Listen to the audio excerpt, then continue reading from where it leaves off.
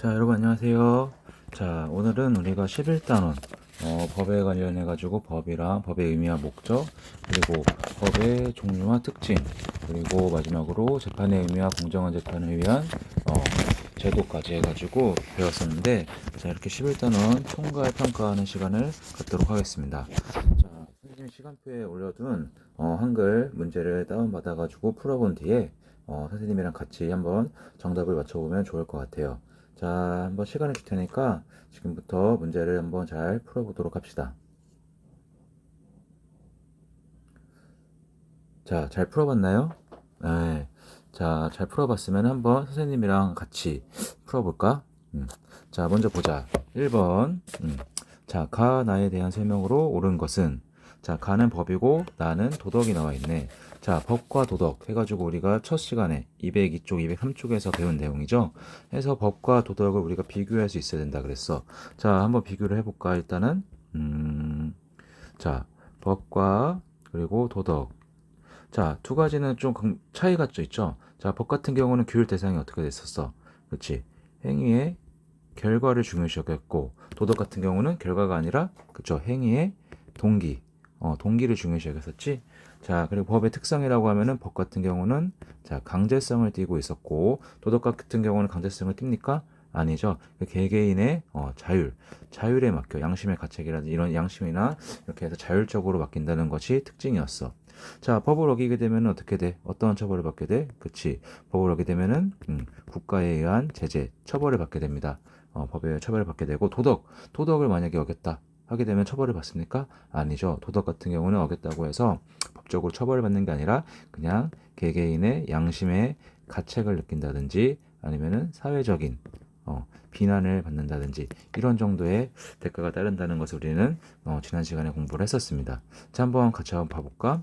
자, 법은 인간이 마땅히 지켜야 할 도리이다. 자, 인간이 마땅히 지켜야 할 도리는 도덕이죠. 자, 2번 양심에 따라 자율적으로 지켜야 되는 것은 그렇지, 이것도 도덕이었어.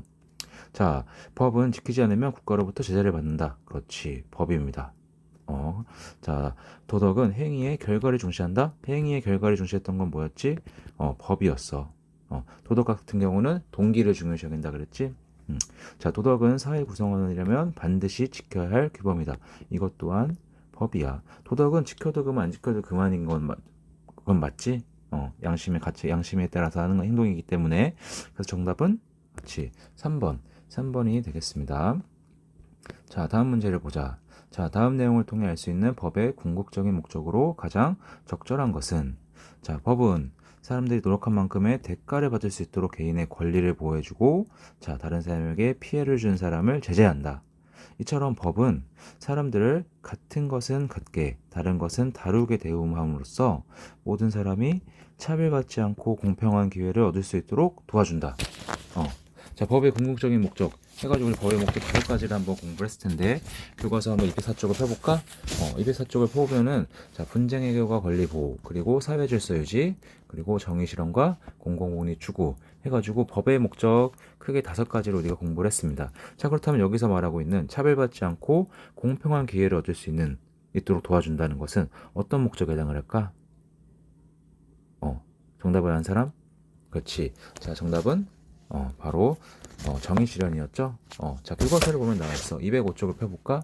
자, 205쪽을 한번 보자. 맨 위에서부터 법은 궁극적으로 정의 실현을 목적으로 하고 있습니다. 그래서 정의란 모든 사람이 차별받지 않고 공평한 기회를 얻으며 자신의 능력과 노력에 따라 정당한 대가를 받는 것을 뜻한대.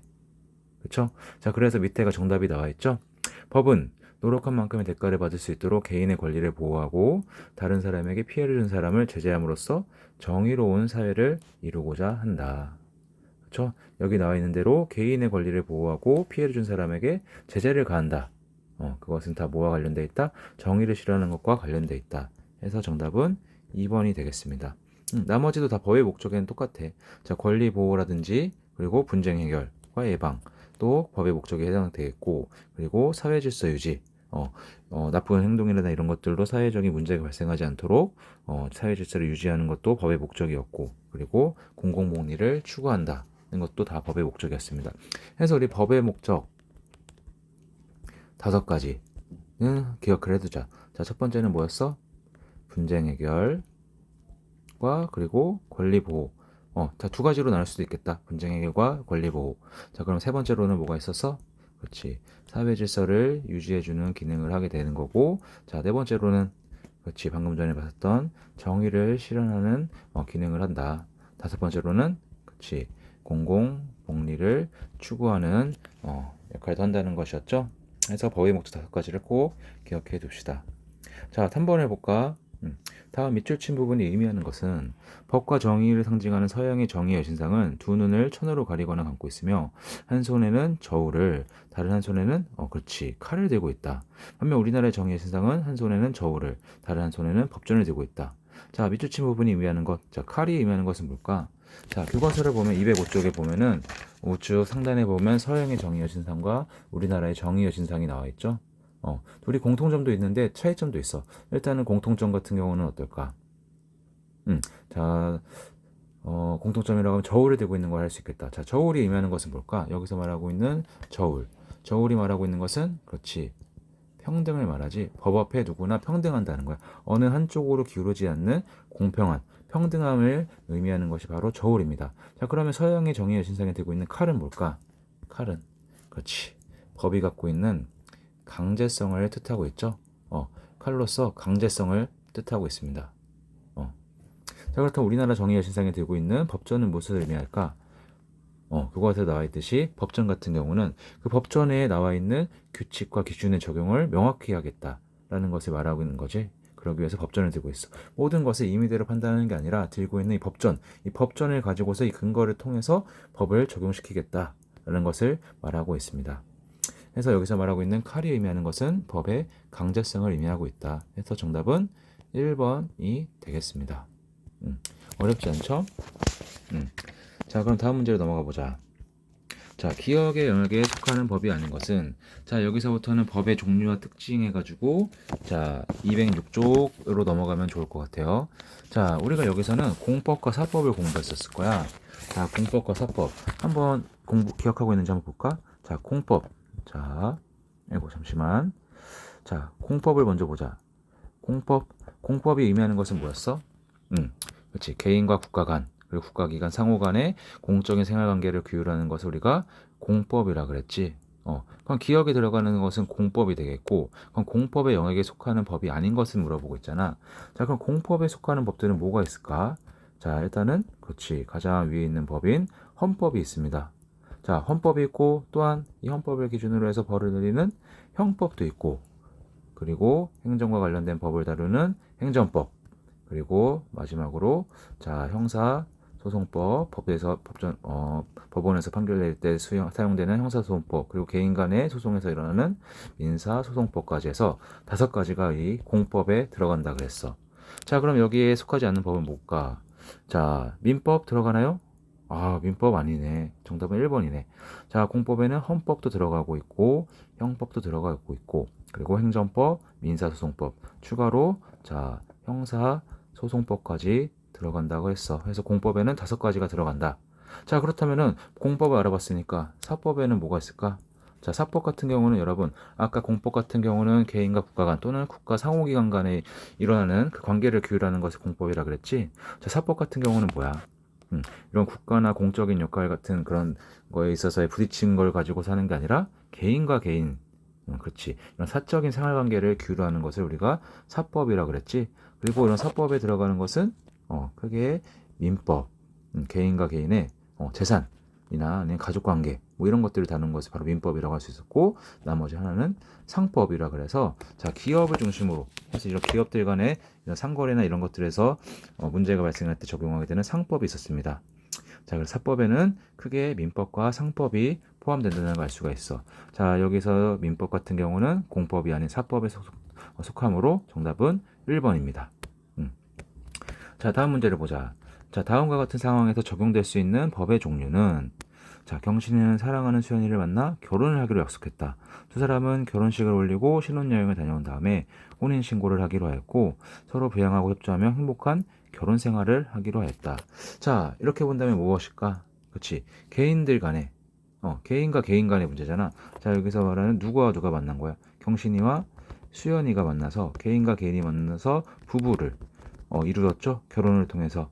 자, 이렇게 됐을 경우에는 개인과 개인의 이런 생활관계를 말하는 것이기 때문에 여기서는 어떤 법이 적용될 수 있다? 그렇지. 아까 전에 봤었던 사법에 속하는 그렇지. 민법. 개인과 개인 간의 생활 규율을 다루는 민법이 해당이 되겠다. 해서 정답은 1번이 되겠죠. 자, 나머지를 보자. 나머지 여기서 말하고 있는 형법, 행정법, 헌법 이런 것들은 어디에 속할까? 그렇지. 아까 말했던 공법에 속하는 거고 상법 같은 경우는 여기서 말하는 사법에 속하는 것을 우리는 다시 한번 알 수가 있습니다. 그래서 자 여기서는 개인과 개인 간의 만남이니까 무슨 법이 적용된다? 민법이 적용된다는 것을 우리는 알 수가 있습니다. 자 9번을 볼까? 사회법 같은 경우는 한 페이지 더 뒤로 넘어가서 긁어서 208쪽을 펴봅시다. 자 사회법에 대한 설명으로 옳지 않은 것은 아이고 잠시만 죄송합니다. 자 사회법 자 노동법, 경제법, 사회보장법으로 나눌 수 있다. 자 아까 전에 봤듯이 사회법 같은 경우도 여러분 자 그림을 통해서 한번 알아보자. 자 사회법 같은 경우는 여러분 뭐라 그랬어? 자 오늘날 자본주의 국가에서 여러 가지 문제점이 발생을 하고 있어. 자본주의 사회에서의 가장 문제점이 뭐야? 부익부 빈익빈이라 그래가지고 개인 간의 이런 소득 격차라든지 이런 문제점이 발생을 하고 있습니다. 자 이런 것들을 통해 가지고 이런 소득 격차 차이에서부터 뭐가 발생을 하고 있어? 근로자나 장애인, 저소득층 이런 사람들이 사회적인 약자라고 할 수 있는 이런 사람들이 뭐라 그러지? 뭔가 그 위로 올라갈 수 없게 되는 그런 보이지 않는 장벽이 생기게 되는데 이러한 장벽들을 거둘 수 있게 역할을 해주는 것이 바로 사회법이라고 할 수가 있습니다. 자, 그래서 사회법 같은 경우는 여러분 크게 봤을 때 어떻게 돼? 자, 사법. 자, 우리가 봤었던 사법이 있었고 그리고 공적인 관계를 다루는 공법이 있었는데 자, 이 사법과 공법의 사이 이 중복되는 요것을 바로 우리가 뭐라고 한다는 거야? 사회법이라고 하고 있다는 거지. 사법과 공법의 중간적인 성격을 띠는 것을 우리는 사회법이라고 하고 있습니다. 그래서 사회법 같은 경우에 가장 큰 특징은 뭐야? 오늘날 우리 사회에 존재하고 있는 사회적인 약자를 보호하기 위해서 존재하는 법을 우리는 사회법이라고 하고 있습니다. 자, 그럼 사회법에 속하는 법들은 뭐가 있을까?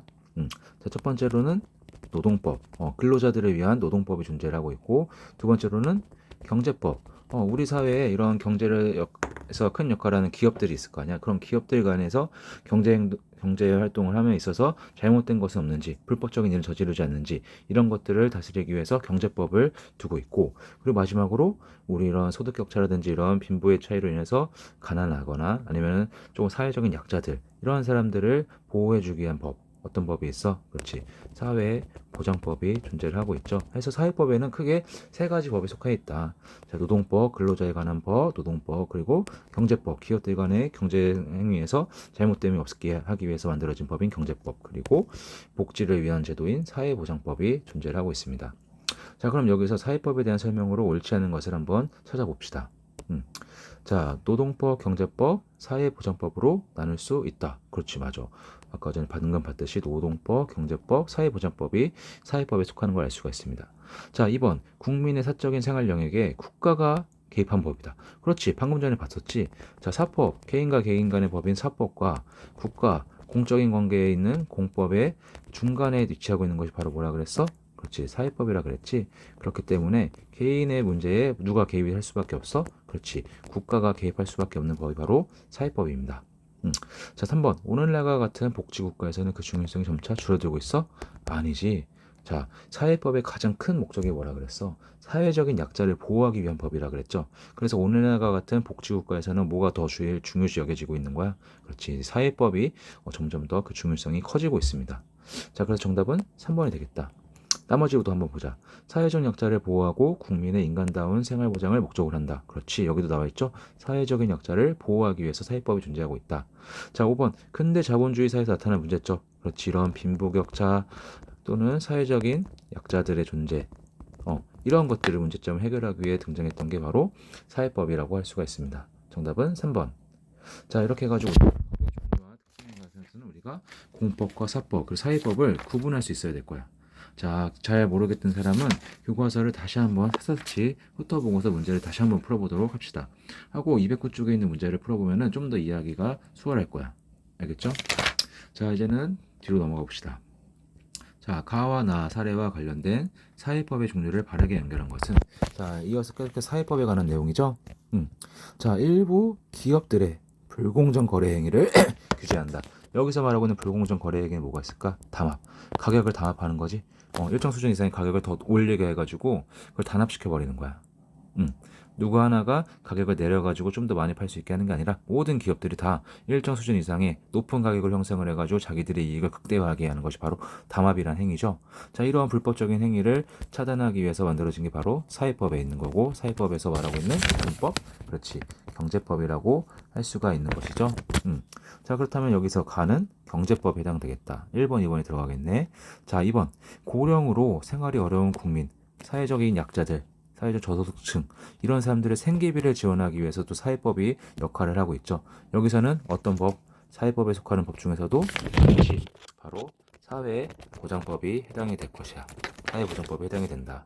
자, 그래서 정답은 2번이 될 것입니다. 자, 이제 사회법에 대해서 좀 이제 확실하게 알겠나요? 자, 그럼 다음 문제를 한번 풀어봅시다. 자, 이제는 재판에 대해서 나와 있겠네. 교과서는 210쪽입니다.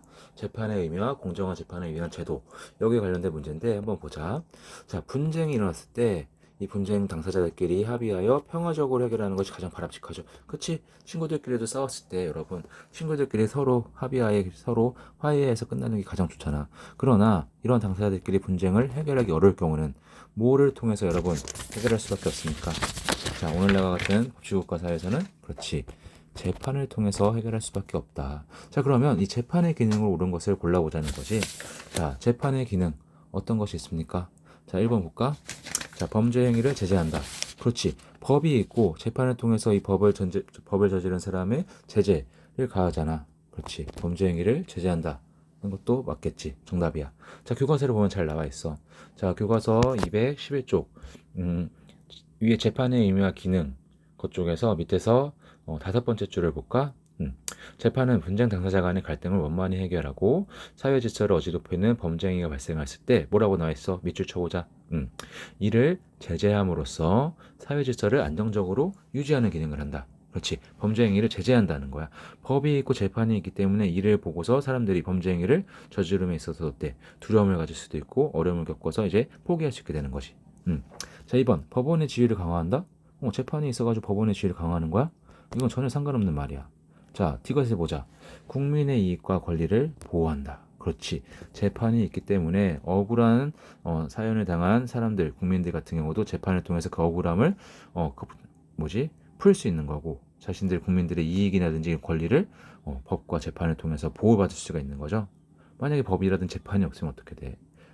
힘이 센 자라든지 이런 사람들, 범법자들의 행위를 막을 수 있는 게 없게 되고 그렇다면은 약자인 이런 국민들 같은 경우는 당할 수밖에 없겠지. 그렇기 때문에 이런 법이나 재판들 같은 게 아주 그 역할이 중요하다고 할 수가 있습니다. 자, 리얼을 보자. 분쟁 당사자 간의 갈등을 심화시키냐, 여러분? 아니지. 재판이 있기 때문에 이런 갈등을 좀 더 완화시키고 해결할 수가 있는 거야. 그치? 재판이 있기 때문에 해결할 수가 있습니다. 왜? 아까 전에도 뭐라 그랬어? 당사자들끼리 해결이 어려운 경우에는 재판을 통해서 해결할 수 있다 그랬죠? 그래서 리을은 X. 갈등을 심화시키는 게 아니라 해결해주지. 정답은 2번이 되겠습니다. 자, 이제는 두 문제 남았나? 한번 보자. 자, 12번. 다음과 같은 분쟁을 해결할 수 있는 재판의 참여자에 해당하지 않는 것은? 자, 그럼 어떤 분쟁인지 보자. 자, 현정 씨는 친구인 동진 씨에게 100만 원을 빌려줬대. 근데 동진 씨는 차를 구입하고 해외여행을 다니면서도 돈이 없다면서 돈을 갚지 않고 있네요. 아주 나쁜 놈이지. 자, 이에 화가 난 현정 씨는 어떻게 하고 있어? 동진 씨를 상대로 돈을 갚을 것을 요구. 100만 원 빌려갔으니까 갚아라 하는 소를 법원에 제기하였죠. 자, 이거 같은 거 어때? 현정 씨와 동진 씨 간에 개개인 간의 문제가 발생을 해서 분쟁이 발생을 한 거지. 자, 그럼 어떤 재판을 참여할 수 있을까? 그렇지. 민사재판에 해당이 되겠죠. 민사재판. 자, 교과서에는 민사재판을 어떻게 하고 있습니까? 정의하고 있습니까? 그치. 한번 밑줄 쳐볼까? 211쪽. 재판의 종류 찾았습니까? 거기 밑에 위에서 세 번째 줄을 보게 되면 민사재판. 동그라미 치고 한번 밑줄을 쳐보자. 민사재판은 개인과 개인 사이에서 일어난 법률관계에 관한 분쟁을 해결하기 위한 재판을 말한다. 예를 들어 다른 사람에게 돈을 빌려줬는데 갚지 않을 경우 돈을 받기 위해서 뭘 할 수 있다? 그렇지. 민사재판을 청구할 수가 있다는 거야. 자, 그래서 여기서 민사재판에 해당되는 거고, 잠깐 이 민사재판에 참여하는 사람들은 누가 있을까? 일단은 당연히 현정씨. 자, 소를 제기한 사람이니까 현정씨 같은 경우는 원고가 되겠네. 자, 그러면은 동재 씨는 뭐가 될까? 그렇지. 여기서 말하는 이제 소를 제기당한 사람이니까 이 사람이 피고가 되겠죠? 자, 그러면 또 나머지는 누가 있을까? 그렇지. 이 민사재판에서 판결을 하게 되는 판사가 있을 것이고, 두 번째로, 마지막으로 하나는 누굴까? 그렇지. 이 현정 씨와 동진 씨를 대리해서 법정 다툼을 벌이게 되는 누구? 변호사가 있겠지? 다른 말로는, 소송 대리인이라고 합니다. 자, 이순들은 법을 제대로 정확히 모르기 때문에 대신 이 소송 대리인을 통해 가지고 법정에서 다툼을 하는 거지. 누가 옳은 것인지 이 법정에서 다투게 되는 겁니다. 자, 그렇다면은 여기서 참여자에 해당하지 않는 것은 4번 검사지. 자, 검사는 어떤 재판에 참여를 하게 돼? 그렇죠, 여러분. 형사재판에 참여하는 것이 바로 검사지. 형사재판 같은 경우에서는 범죄 행위를 저지른 사람을 검사가 이 사람을 법원에 소를 내게 해서 법의 판결을 받을 수 있게 하는 역할을 하고 있죠. 그래서 자, 12번의 정답은 4번입니다. 자, 이제 마지막 문제를 한번 봅시다. 자, 다음과 같은 재판의 기본 원칙의 목적으로 가장 적절한 것은, 자, 재판의 심리와 판결을 공개해야 한다. 자, 재판은 각각의 주장을 뒷받침하거나 범죄 사실을 증명할 수 있는 증거를 바탕으로 진행되어야 한다. 자, 뭐야? 자, 재판의 심리와 판결을 공개해야 한다. 무슨 원칙입니까? 그렇지. 공개 재판주의죠. 공개 재판주의. 자, 이것은 214쪽에 보면 나와 있을 거야. 214쪽에 공개 재판주의가 나와 있습니다. 자, 그 증거를 바탕으로 재판을 진행되어야 한다. 이것은 뭐야? 그렇지. 증거 재판주의죠. 자, 그래서 공개 재판주의와 증거 재판주의가 바로 이런 사법권의 독립을 위해서 꼭 반드시 필요한 것들이라고 할 수가 있었어. 자, 그리고 이런 것들은 결과적으로 목적하는 바가 뭐냐? 공개 재판주의, 그리고 증거 재판주의 같은 경우는 그렇지. 공정한 재판을 위해서 반드시 필요한 것들이라고 할 수가 있습니다. 그래서 여기 정답은 1번이 되겠습니다. 공개 재판주의와 증거 재판주의 꼭 기억해두자. 뭘 위해서 존재한다고? 공정한 재판을 위해서 존재한다는 것을 우리는 알 수가 있습니다. 자, 이렇게 해서 문제를 통해서 우리가 11단원의 내용을 다시 한번 복습하는 시간을 가져봐요. 자, 만약에 틀린 것이 있는 친구들은 다시 한번 교과서 내용을 통해서 자기가 어디에서 틀렸는지, 왜 틀렸는지를 한번 생각해보는 시간을 가지면 좋을 것 같아. 자, 여러분 다 같이 문제 푸느라 고생 많았고 다음 시간에 만납시다.